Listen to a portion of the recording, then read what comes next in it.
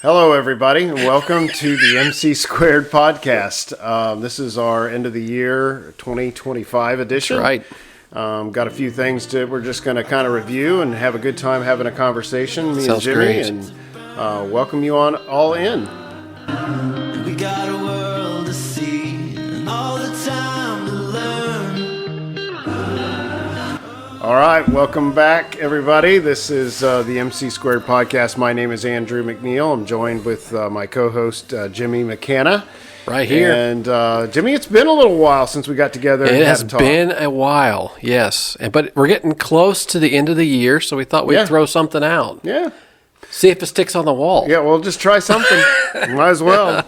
So I thought maybe we'd talk about best and worst of 2025. And it can be anything. I mean, if you got something personal, it's fine. But I don't think mine's necessarily personal. It's more national. But Okay. you want to go first? No, or? you start with yours. Okay, so I thought, yeah, and you know what? I don't want to steal any of yours either. So maybe we'll just do one or two. I don't know. We'll see. Yeah. So the best I thought of 2025 so far, I really thought it was tremendous Trump's inauguration. I just thought that was it was the greatest political comeback, I think, in our lifetime. Mm-hmm. A huge shift from the presidency of the auto pen. And just felt like our country was on a collision course with a huge disaster, and Trump wins, obviously in November, but he doesn't come in until January. And his first 100 days, I just thought it's just been one of the most awesome things. What do you think is the number one thing of what he's done so far? Well, I think the number one issue that propelled him to office and that people are still pushing for is illegal immigration. I think that's number one. I think it's going to be a huge factor in the midterms. So I really like all of the hard work he's done to close the border. I think border crossings are down to almost non-existent now, illegal crossings. And there's just been a lot of the ICE. That's been tough in the media, right? They've been hammering it. Yep. So I'm all for it. I think it's fantastic, and I think we have to do it if we want to preserve America the way it is. I'm not against immigrants at all. I mean, we obviously all of us came here as immigrants, legally though, and under a lot of people don't know their history, but under a very controlled number. It was difficult to get in, and it wasn't loosey-goosey. Let all these third world countries come in, flooding in, both legally and illegally, like we've had in the last, 5, 6, 7, 10 years. And it's just, it's overwhelming the system. It's got to change. Yeah. So, no, I totally support that. I'd say that's the number one thing, but. Yeah, that's it. It has got a lot of, I think there's a lot in the media about ICE. Right. And I do think, just by knowing some people that I work with, that maybe have green cards and whatnot, I think that they get a lot of they kind of buy into it. I think that, we take what the media says hook, line, and sinker so much, and we're moved by it in a lot of ways when they're making the narrative. And it's really hard because, and I've heard this from somebody else also, it's really hard to know where to get your news. Right. And so do you just put your head in the sand and not listen?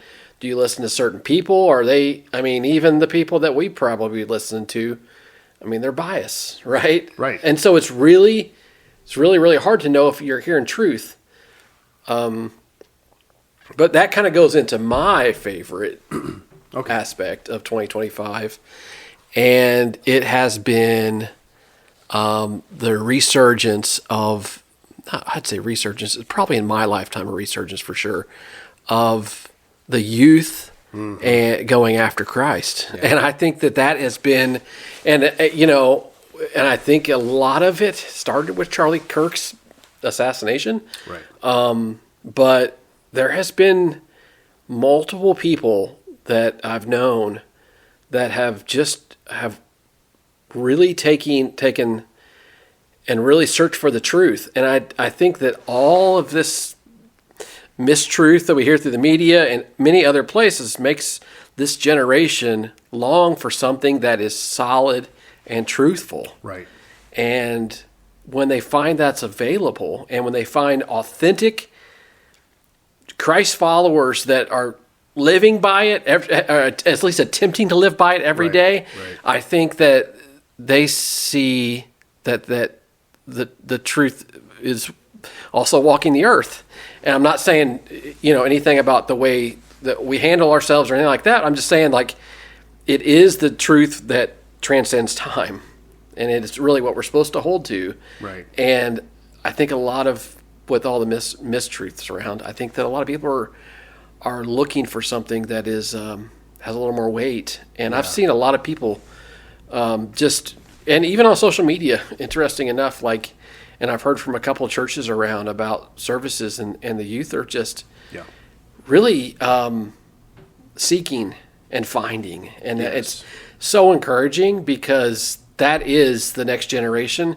If you want to think of politically, it's the next generation of voters. I want them to vote like the church should, Right. and like Christ would like us to vote, Right. Because that's why we're here right now, and then also rule and reign Yeah. on this planet. So Yeah. I think that has been really encouraging for me over the last, whatever that's been, 5, 6 months, something like that. But it just, and I don't think I'm more aware than before. I just think it's truly shifting. It's truly happening. It's Yeah. shifting, and So.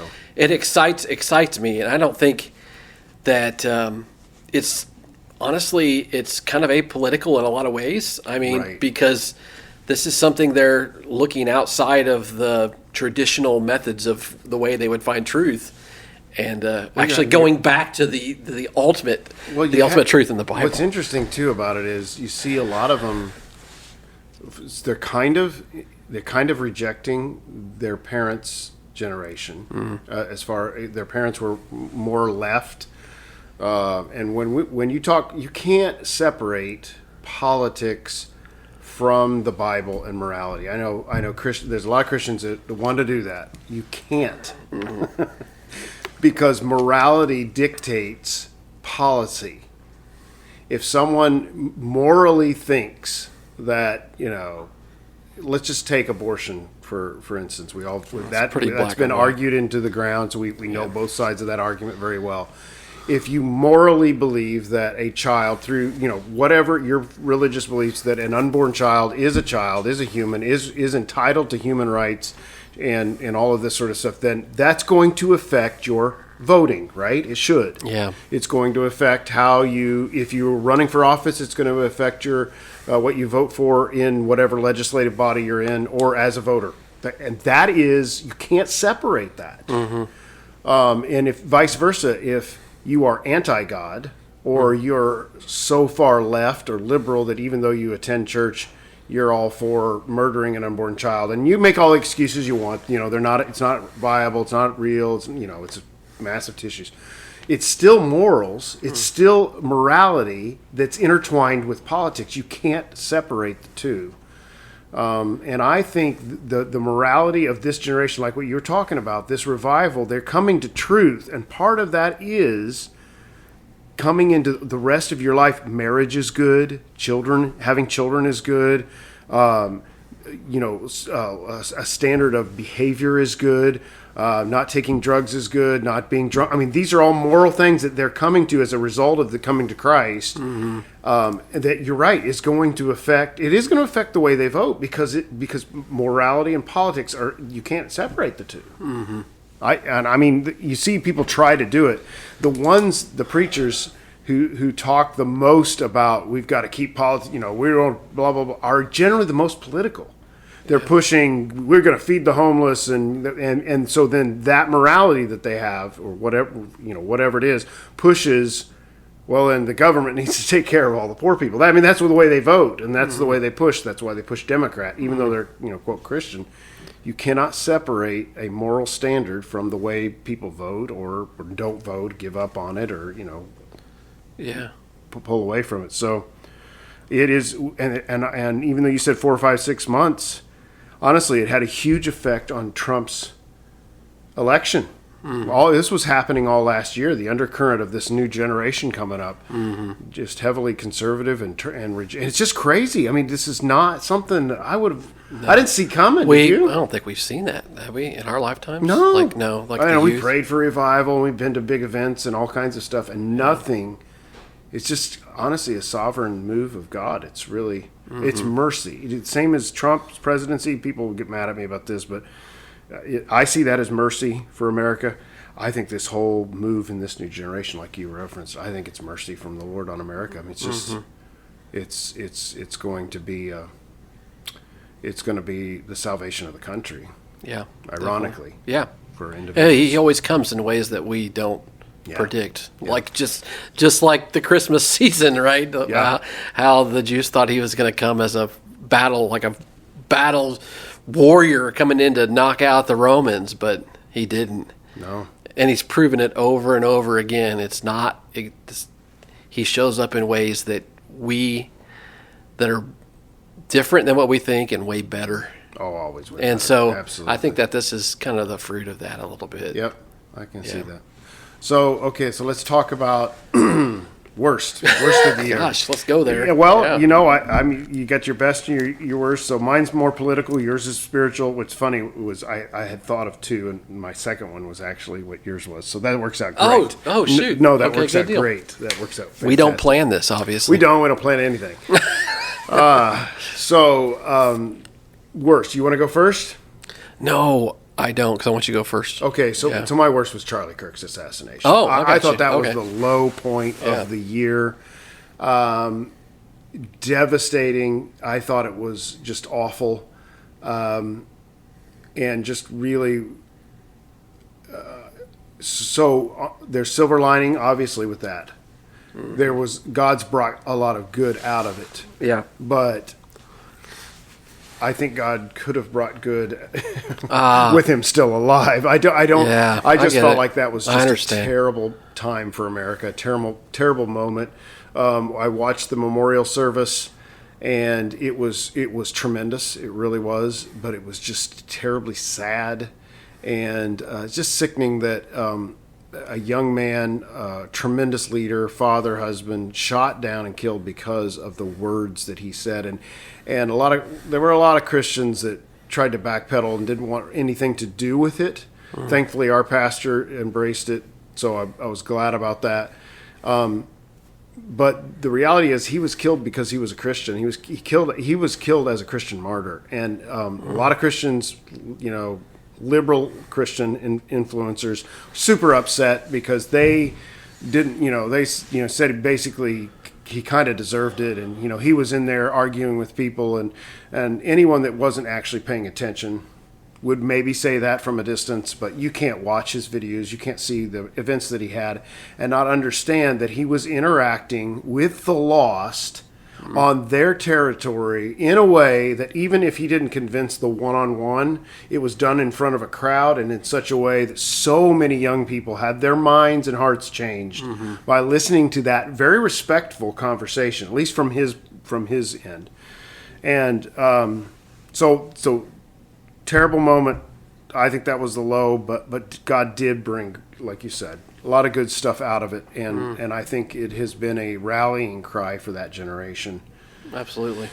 But you still hate to see it. It's not something you ever want to see repeated. But Yeah.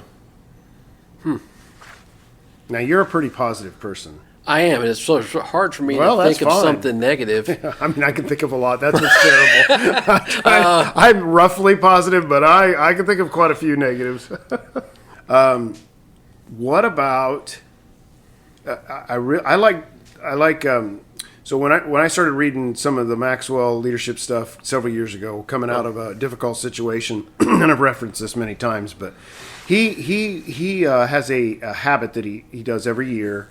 The week from Christmas to New Year's, he takes and he gets alone in his office and he just thinks, contemplates. He has a notepad and he'll ask himself basically review questions. He'll start to review his year. What could I have done better? Yeah. What did I do well? What could I have done better? And I think that's a really great thing. And I'm not saying this to set this up to say I do that, because I don't. But I do like to take time periodically and just kind of review. Yeah, absolutely. What could I have done better? What could we change? Are there things that need to change? Are there things that we just keep doing because it's what we do, and maybe that's a habit that needs? I mean, something that. Am I too comfortable? I mean, I think that's a good one. And he has something where he intentionally every year tries to make himself do something that makes him uncomfortable, gets him out of his comfort zone. Yeah. And that mentality, that mindset has helped me because, I mean, I'm a person who naturally avoids. I think we all are to a certain avoids getting out of my comfort zone. I don't enjoy it. Yeah. Yeah. But it's good for us, I think, to do something maybe beyond what we've been used to. So, maybe this episode's a little bit of just kind of a little bit of that, what's good, what's bad, and then maybe what God's spoken to us this year. Yeah. And then maybe what we see, I'm not trying to be prophetic, but maybe what we see for the next year, what we think God will be doing or whatever. So I don't know. For me, the Lord kind of started this year out and with a word that he just told me. It can seem like a very encouraging word, and I think the Lord meant it that way, but it's a little scary when it was basically just do not give up. Don't give up. Great word, but when I got it, I was like, okay, what does that mean? That feels like it's if you're not discouraged, and God says, don't be discouraged, you're like, what's coming down the pike? But I had been reading at the time, I was reading a little bit of Winston Churchill and reading some of the struggles they went through in World War II. And, Ken Burns did this documentary this year about the Revolutionary War. I was all excited to watch it. It's garbage, by the way. So it's very left. It's just, oh my gosh, there's just so much not right with it. And you feel a little dirty if you watch it too long. Like, America's just terrible. It's almost like the people who put that documentary together hate America. It's just weird. Oh, shoot. That's but George Washington's another one where you think all of the obstacles these guys had to overcome, the hard times. I mean, with the Revolutionary War, if you read that history and you just start going through the years, it's loss after loss after loss after loss. And when they came to crossing the Delaware, if they hadn't had that victory, was it Christmas Day or whatever it was, Christmas Eve or whatever it was when they crossed in? That's terrible. I should know that. I mean, Jimmy, it was over. I mean, we were down to it was not going to happen. And same kind of thing with World War II. I mean, it was just loss after loss. If it wasn't for the determination to not give up and not to quit that Winston Churchill had, or even that George Washington had, I mean, just incredible poverty at odds, cold. I mean, his men were dying, freezing, weren't clothed. It was just awful. There was a trail of blood where they had been walking because none of the guys had shoes. I mean, it's just a really, to never give up. That deep determination that when they started something and it was important and God had put it in their heart not to quit and they would see good things, that's something that I was just kind of impressed on my heart this year. And it came into play. I mean, I had, just not huge deals, but you have just life struggles and desires to get out of that place of difficulty, just to kind of find a way to make it stop, or complain. I do a lot of complaining, unfortunately. I can be a little bit of a complainer. I try not to be, but sometimes you just start whining and complaining, and then you look back at the children of Israel, and we're very critical of them because clearly God's loving them, providing for them, and taking care of them. But they didn't see it. Yeah, they didn't see it. And it's the same thing with me. And I can't look back now and actually criticize them that much. I look back and I say, Lord, please help me not to be like them. Yeah. To have faith in the midst of, where's the food, where's the water, where's the, whatever it was they were going through. So, yeah. But it was a word that was very encouraging, and I held on to it all year, and a couple other things along that line. And I just, saying that, I just wanted to encourage anybody that was listening or watching, that if God's put something in your heart or you're going through a particularly difficult time, do not give up. The Bible says that if you continue to be diligent and continue in due time, you will reap a reward. If you continue to sow and you continue to just, it's kind of like the farmer. You just continue to plow that field and you continue to water the seed. At due time, you will reap a harvest. Yeah. And we were talking about stocks earlier, and everybody, sometimes people's stocks are down, and our stocks are down, and that sort of stuff. But you don't really lose, Jimmy, unless you quit. Yeah, that's true. true. You realize that? Yeah. It's when you quit, when you say, I've had it, I'm selling it all, I'm getting out, I'm done. You embrace loss then at that point. Yeah. But if you keep going and you keep being diligent and you just put your head down and you just keep putting one foot after another, you will see success.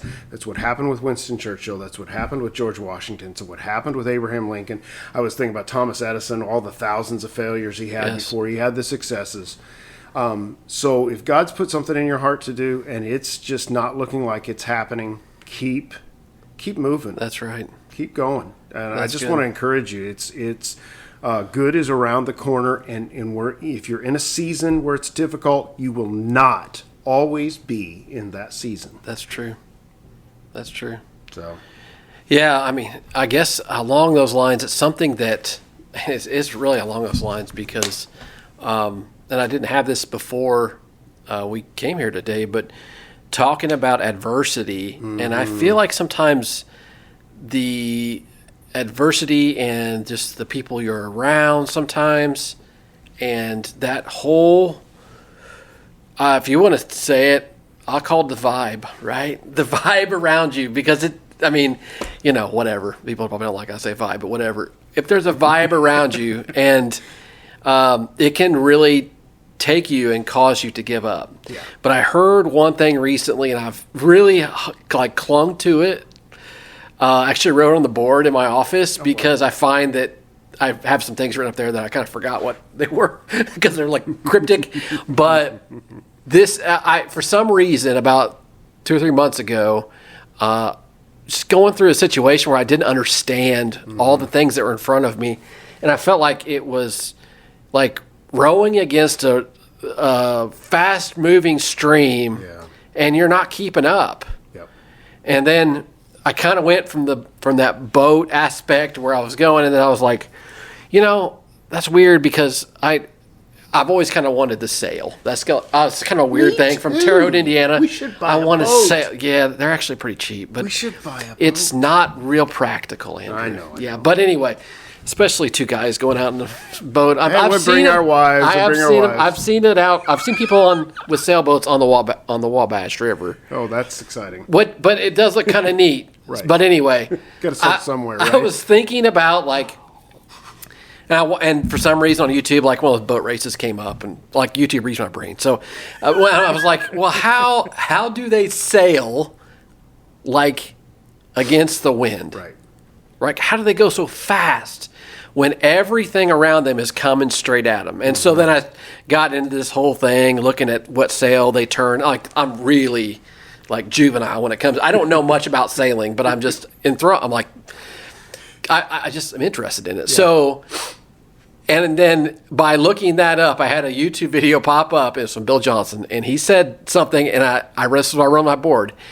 He said, when you are going against the winds of adversity, he said, 2 things control the boat, and this is 100% true. It's the sail and the rudder. Yeah.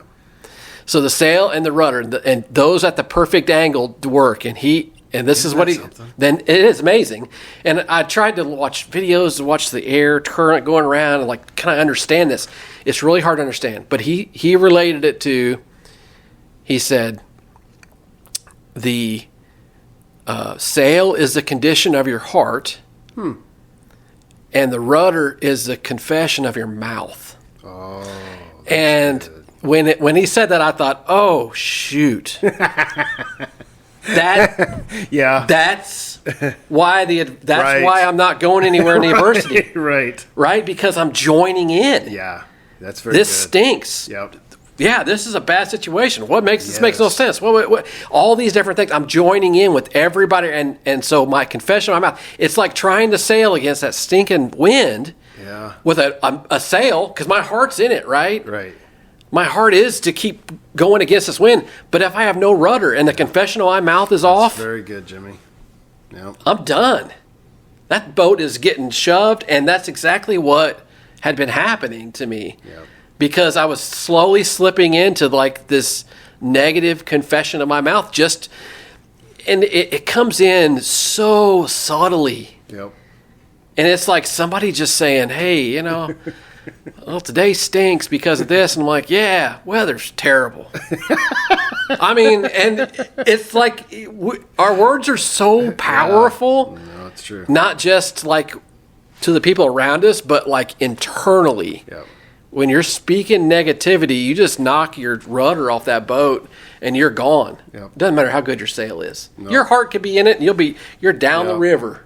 Yep. And it feels so good to be negative. It's so easy to be negative. And it comes in very subtly. Yep. And it usually happens with the weather, right?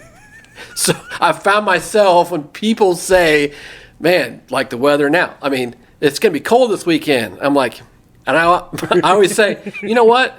I'm just really glad I don't work outdoors. Yes, it's always something to be positive about. I've tried to recently, even with the weather, I've just tried to always counteract it because I don't want the confession in my mouth. Right.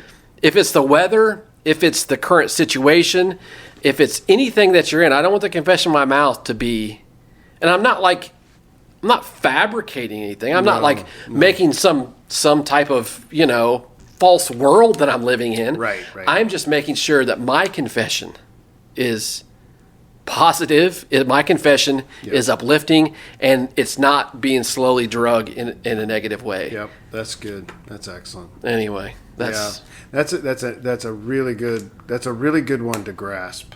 Oh, it's a very hard one, at least for me.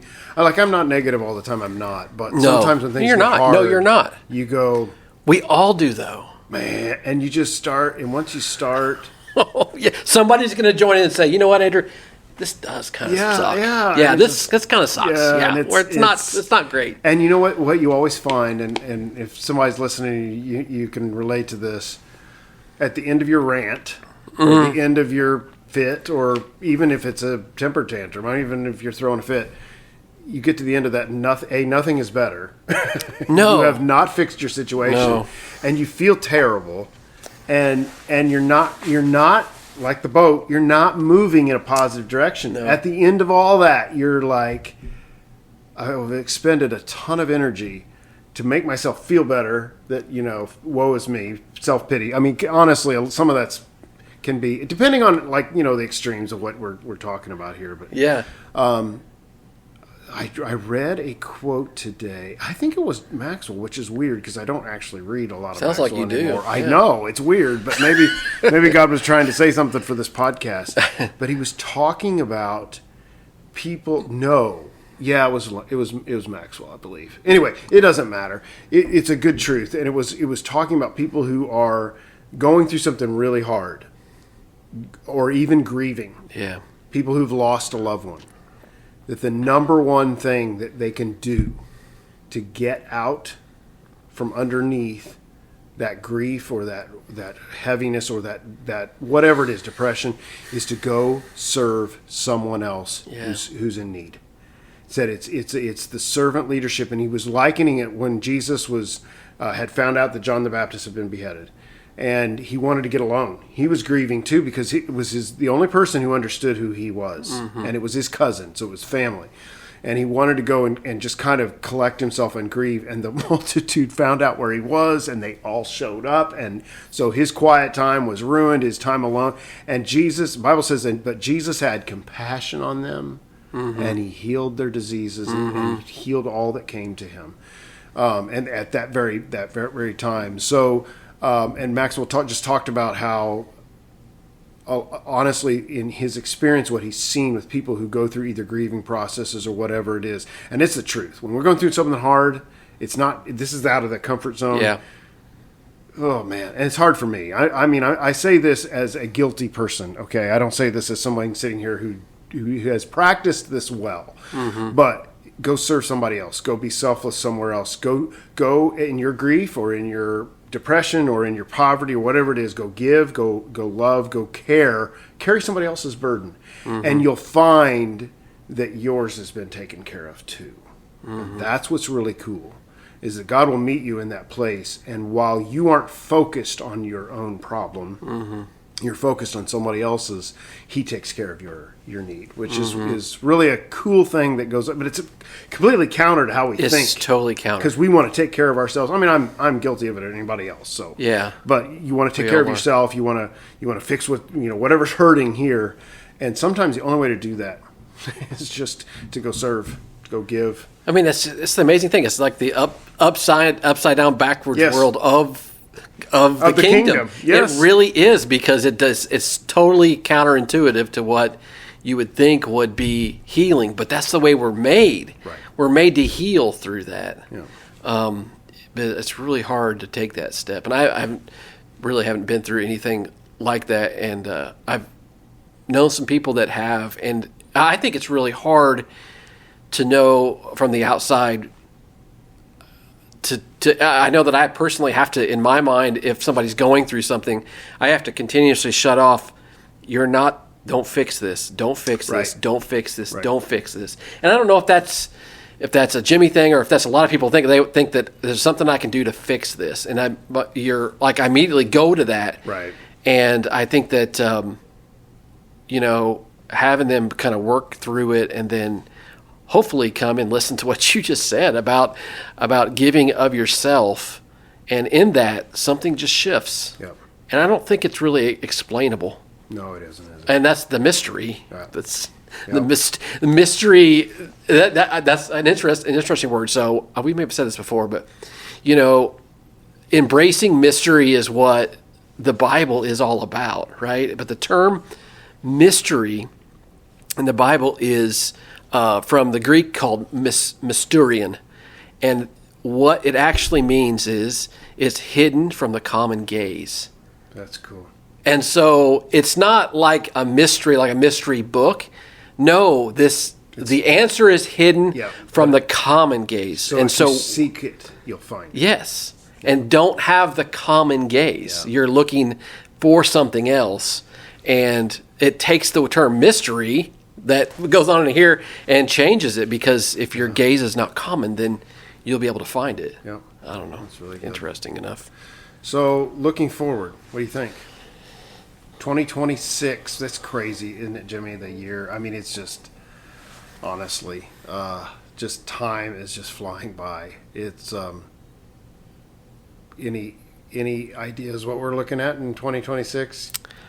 I don't know. I love the new year, because it feels like a new birth almost. Yep. It really does. It feels like I can start doing this or start doing that, and then by January 3rd, sometimes do you do New it Year's changes. resolutions? Kind of. Yeah, I had one last year. I did not meet it. I'm a little upset. I still could. I still got a little bit of time. I wanted to run an 8-minute mile. I've got to 9. I don't know. I mean, 8-minute miles pretty fast. That was one of my goals, and then my other goal was to bench press a bunch of them. I never got to that one. Yeah, you were gonna be like. It was I did 250 or 300. It was something stupid. It was over the top, but I made it step goals, and I had to run an 8-minute mile first, and so I've got to about 9, 10, or maybe wow. Yeah.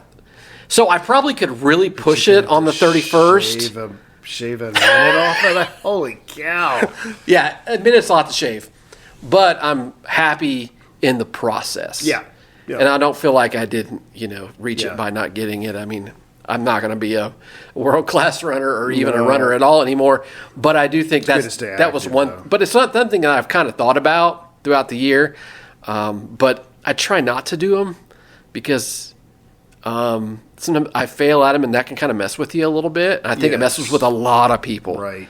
I think that they come in with this new hope and this new plan, and then by January or February, they've let it drop, and then that's the perfect creak in the door for the enemy to come in and just say, you failed. Yeah, kind of knew you were going to do this. You really haven't ever kept one of these. I do think that the first of the year is the worst time to start a new workout routine. Yeah. For that very reason, because because I think your motivation for starting a workout routine, at least the one that's stuck with me, because I've done the New Year's resolutions in the past, especially with the workout, and it's never taken. But back in a couple of years ago, in the middle of the year, I had just reached a point where I realized I can't do this lifestyle anymore. I have to be more active. I have to start working out on a regular basis. I have to. Yeah. And I think that motivation, as opposed to I'm starting a new year, Yeah. may be a different catalyst for the same activity that would make more sense if that makes sense. For example, if you're going to have a change in your diet, it doesn't have to.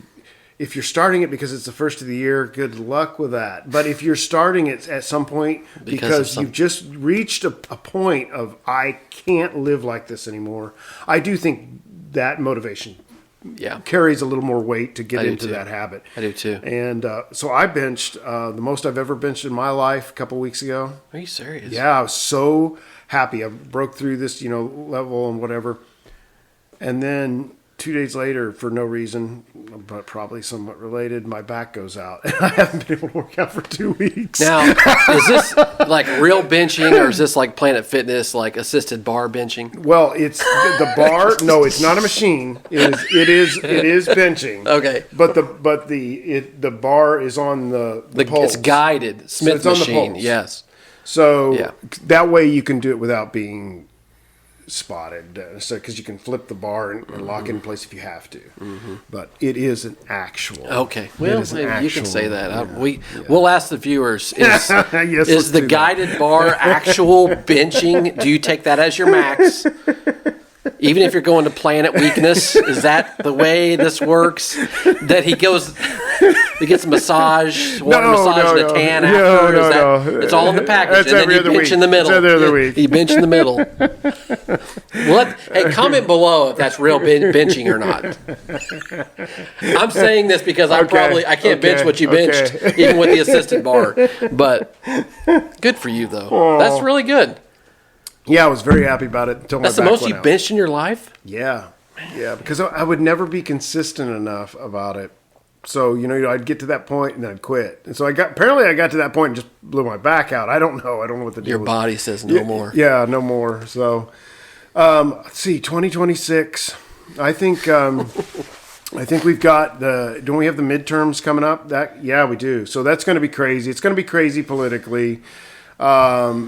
Probably at this point, the signs do not look good for Republicans in the midterm. And I'm going to tell you, then that means that this year coming up, Trump has got to double down on this, deporting as many people that are here illegally, that are violent criminals that need to get out of here as fast as possible. Because if we lose the House, which is likely if it's a bloodbath in the midterms, you're going to look at an impeachment of the president. They're going to slow down every bit of his agenda, and they won't succeed in removing him from office because we will have enough votes in the Senate to keep him from being removed. But you'll have 2 years of basically political mess in the United States because the Trump voters couldn't show up to the polls in the midterm. Well, the conservatives, they just don't show up in the midterms. It's so sad. It's really they terrible. Get so hyped up for the presidential. I mean,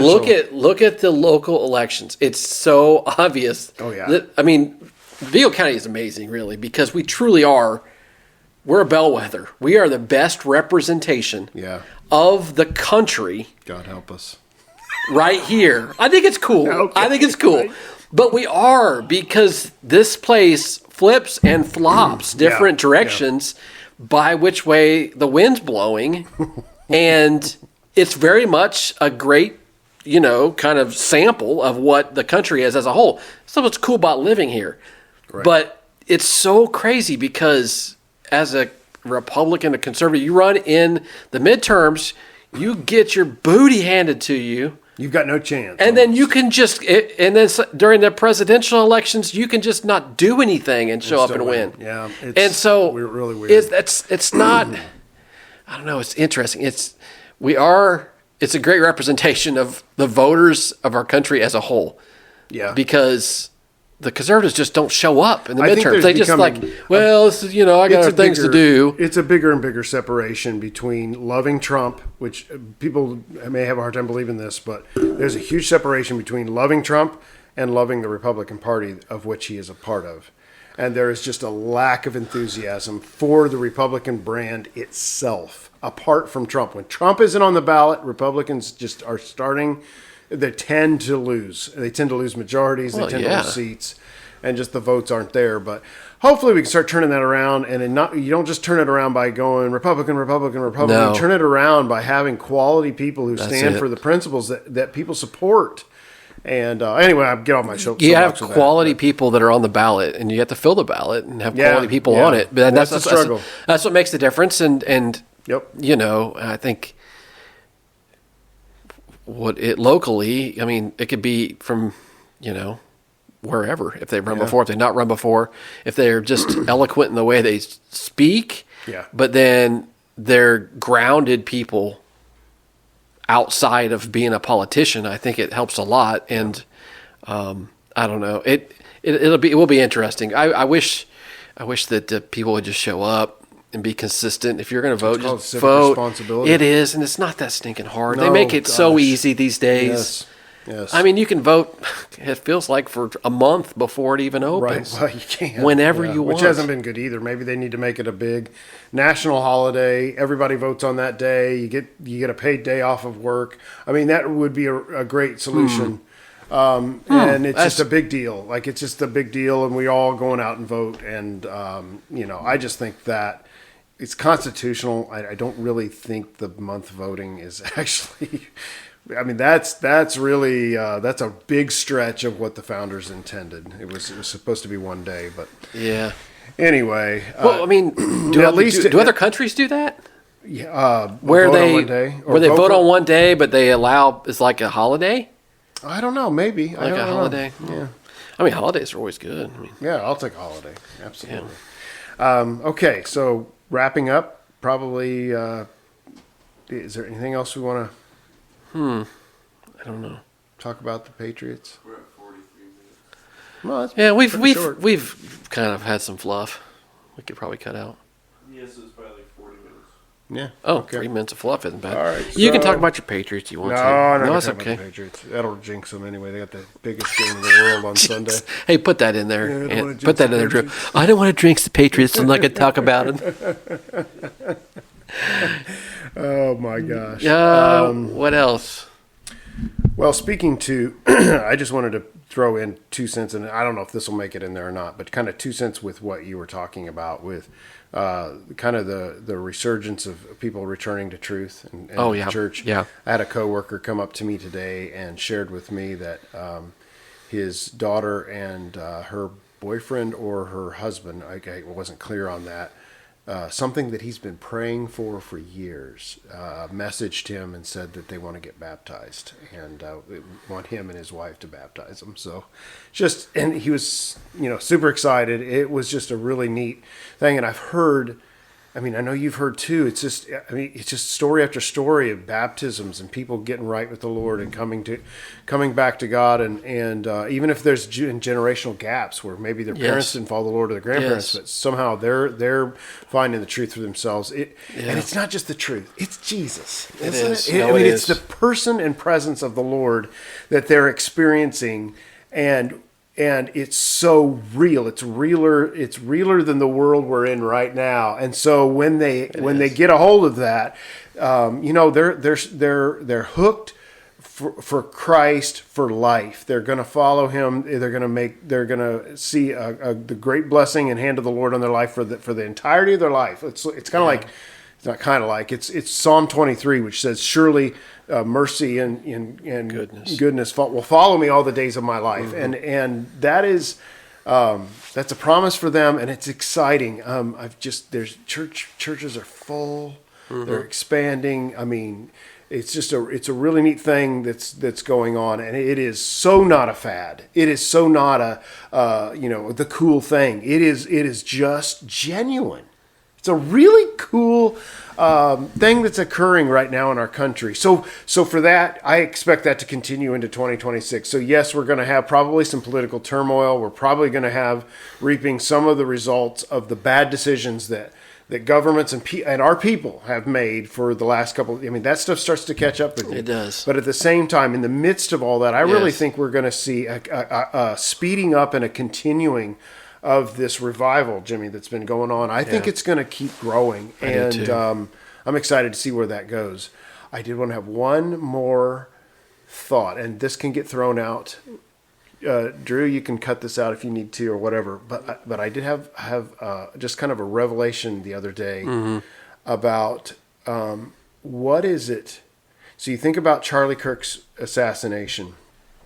One of the things, not one of the things, but like his central message actually wasn't as much political anymore. It was get married early, get married have young, children. have a bunch of kids. And I thought about all of the things, even politically. We would call them. I mean, okay. Let's look at it this way. Let's look at it as a spiritual warfare. Let's look at let's pull back the veil. It's not people. This isn't about people. This is about Satan and the kingdom of God. And so, what is it that the gates of hell have been trying to do? What is their focus on these things? And I realized, basically, just like a light bulb went off of how important marriages and having children is to God. Because if you look, you can kind of look at the reverse of what are all these plagues of evilness or wickedness or whatever it is that Satan throws at not just America, around the world. What is it they're targeting? If you look at radical feminism, what does it do? You have honestly, you have 40-year-old women who have never wanted a man or never wanted a family because they're chasing after a career. And radical feminism, what is the end result of that? The end result is a family unit that either doesn't exist or is greatly reduced. You look at, you talk about all of the bombardment of pornography and sexual garbage. What is that? It's a substitute for actual, real intimacy in a marriage. You talk about all of these, this whole transgender thing. I mean, what is that? That is a complete attack against the family. The You attack's talk about always been there. homosexuality and the rampant promotion of that everywhere you go. What is the end result of that? The end result is that you don't have procreation, you don't have children, you don't have families. And then you look at obviously you got the divorce rate and the fighting between husband and wife and all that, but you look at abortion. What was abortion's target?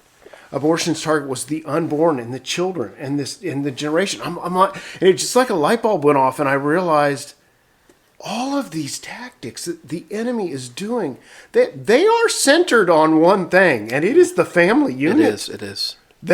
Satan and hell does not want a husband loving a wife loving a husband, and having lots of kids and raising them to follow the Lord. I mean, that is like apparently. I mean, if you're just looking at the battle plan, it has got to be the number one focus of the enemy. Yeah.